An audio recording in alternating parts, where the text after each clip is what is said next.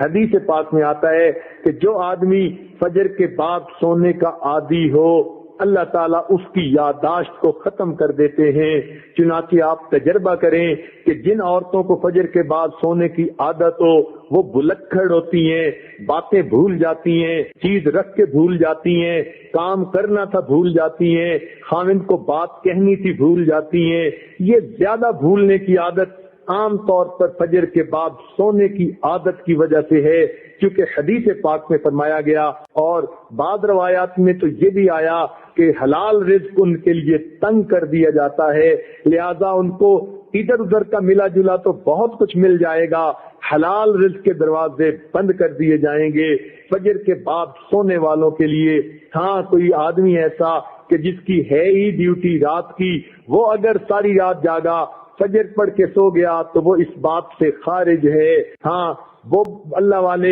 جو راتوں کو جاگتے ہیں وہ عام طور پر اشراق کی نماز کے بعد پھر تھوڑی دیر آرام کرتے ہیں۔ اشراق کے بعد سونا بالکل ٹھیک ہے، بزرگوں کی عادت رہی ہے، مگر فجر اور اشراق کے درمیان حد الوسع نہیں سونا چاہیے، سوائے اس کے کہ رات کا حصہ انسان اتنا جاگے کہ اب یہ سوچے کہ نہیں سوؤں گا تو سارا دن مجھے کام کرنے کے اندر رکاوٹ ہوگی، پھر اس کی اجازت ہے۔ عام عادت نہیں بنانی چاہیے۔ دیکھا یہ گیا ہے کہ جن گھروں کے اندر کچھ کھانا پینا ہوتا ہے اللہ تعالیٰ نے دیا ہوا تو وہاں پر صبح کے وقت اسی طرح سوئے پڑے ہوتے ہیں، بلکہ موہے پڑے ہوتے ہیں، پورا گھر قبرستان کی طرح لگ رہا ہوتا ہے کہ سورج نکل چکا اور گھر کے لوگ جاگ بھی نہیں رہے ہوتے۔ اس لیے کفر کی دنیا میں صبح کا ناشتہ سیریل کا انہوں نے بنا لیا، نہ کچھ پکانا پڑے اور نہ کچھ تردد کرنا پڑے، بیوی اپنے وقت پہ جاگے،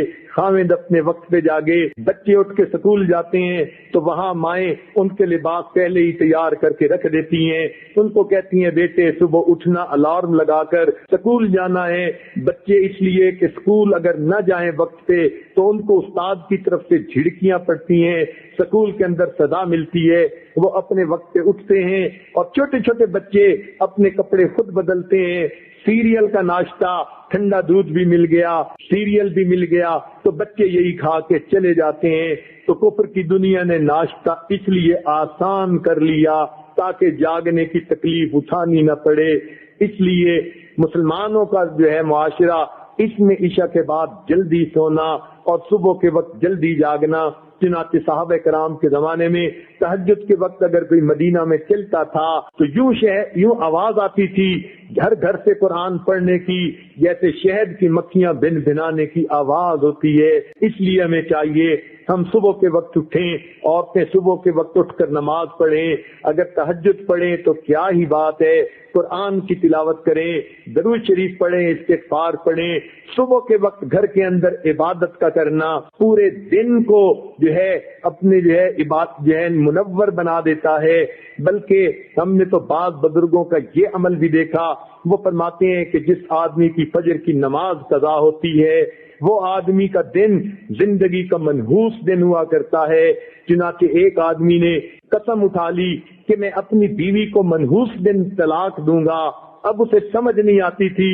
کہ میں قسم تو اٹھا بیٹھا، منحوس دن کون سا ہے؟ کسی فقیہ کے پاس گیا، انہوں نے فرمایا جس دن تمہاری فجر کی نماز قضا ہو جائے وہ تمہاری زندگی کا منحوس ترین دن ہے، تم اس دن یہ کام کر گزرتے ہو۔ آج ایسے بزرگوں کو بھی دیکھا کہ جو وقت کے حاکم تھے مگر انہوں نے دستور بنایا ہوا تھا، وہ سوچتے تھے کہ جو آدمی فجر کی نماز وقت پہ پڑھ لیتا ہے حدیث پاک کے مطابق اللہ کی امان میں آ جاتا ہے، لہذا وہ حد جو ہے وہ جو سزائیں دینی ہوتی تھی تعزیرات کی وہ اس وقت تک نہیں دیتے تھے جب تک کہ یہ یقین نہ کر لیتے کہ آج اس نے فجر کی نماز نہیں پڑھی۔ اگر پڑھ لیتا تھا تو فجر دوست کو سزا دینا مؤخر کر دیتے تھے کہ اگر یہ اللہ کی امان میں آ گیا ہم کیوں اس کو سزا دیں۔ تو تو مسلمانوں کے نزدیک تو فجر کے وقت جاگنا اتنا اہم ہے، لہذا عورتوں کو یہ بات مشورے کے طور پر پیش کی جاتی ہے، زندگی کی ترتیب کو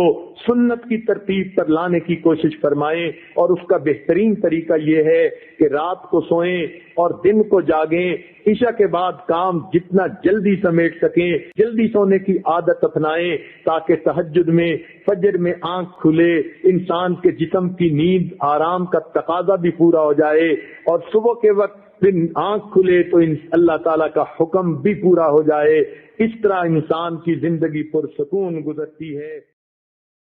أسمو وأجتاز السماء جلالا فأزيد أسراب